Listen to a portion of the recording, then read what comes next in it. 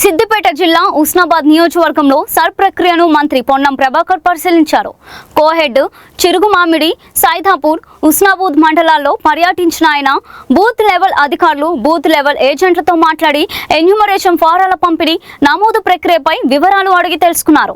2022-2025 voter లిస్టులకు సంబంధించి రాష్ట్రంలో ఇప్పటికే 1 కోటి ఓట్లు, ఉస్నాబాద్ నియోజకవర్గంలో 61,000 కోట్లు తటస్థంగా ఉన్నాయని మంత్రి తెలిపారు.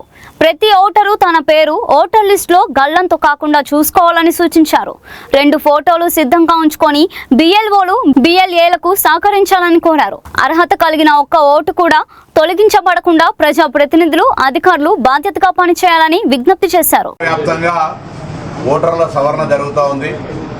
తెలంగాణ ఓటర్లందరూ ముఖ్యంగా ఉస్నాబాద్ నియోజకవర్గానికి సంబంధించిన ప్రతి ఓటరు 2 ఫోటోలు సిద్ధం చేసుకొని ఎన్నికల కమిషన్ నుంచి వచ్చేటువంటి బిఎల్ఓకు సహకరించి, పార్టీ నుంచి వచ్చేటువంటి బూత్ లెవెల్ ఏజెంట్కు సహకరించి ఆ ఫారం, దానికి సంబంధించినటువంటి ఫామ్ నింపి మీ ఓటర్ లిస్టుల్లో గల్లంతు కాకుండా చూసుకోవాలని కోరుతా ఉన్నా.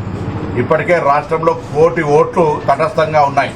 ఈ నియోజకవర్గంలో కూడా 2022-2025 ఓటర్ లిస్టుకు సంబంధించి 61,000 ఓట్లు తటస్థంగా ఉన్నాయి. కాబట్టి తప్పకుండా ప్రతి ఓటరు, ప్రతి గ్రామ పౌరులు తమ ఓటు హక్కును బిఎల్ఓను సంప్రదించి ఆ ఫామ్ నింపి రేపు జూలై 31 నాడు వచ్చే డ్రాఫ్ట్ లిస్టులో ఉండే విధంగా చూసుకోమని చెప్పి సందర్భంగా విజ్ఞప్తి చేస్తున్నాను.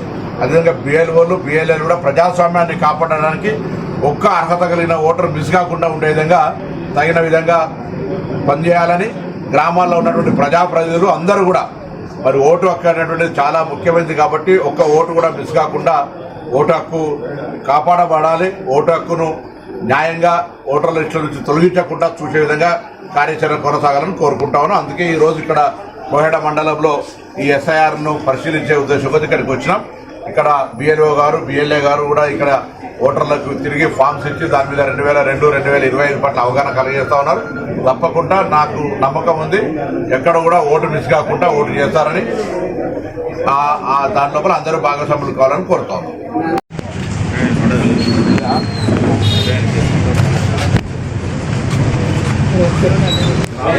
అశోక్ ఓటర్లు అంటే ఓటర్లు అన్ని కూడా 2 ఫోటోలు తయారు చేసుకోవాలి. పేపర్లు చెప్పు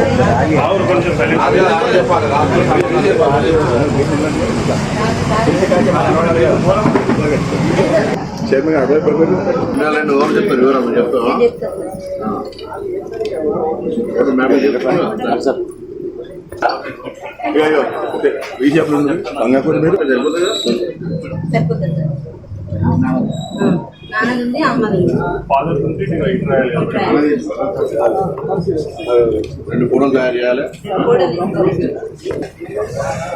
బిఎల్ఓ గారు ఆ ఫోటో మన ఎన్ని ఫారాలు ఇచ్చారు ఇప్పటికి?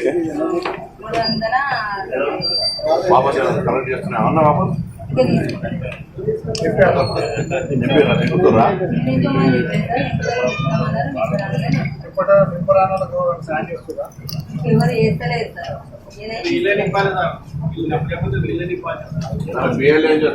మనమే నింపాలి. మనమే నింపాలి.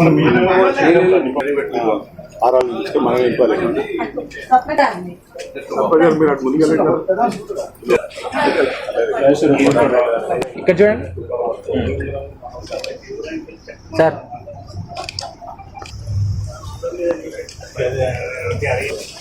అశోక్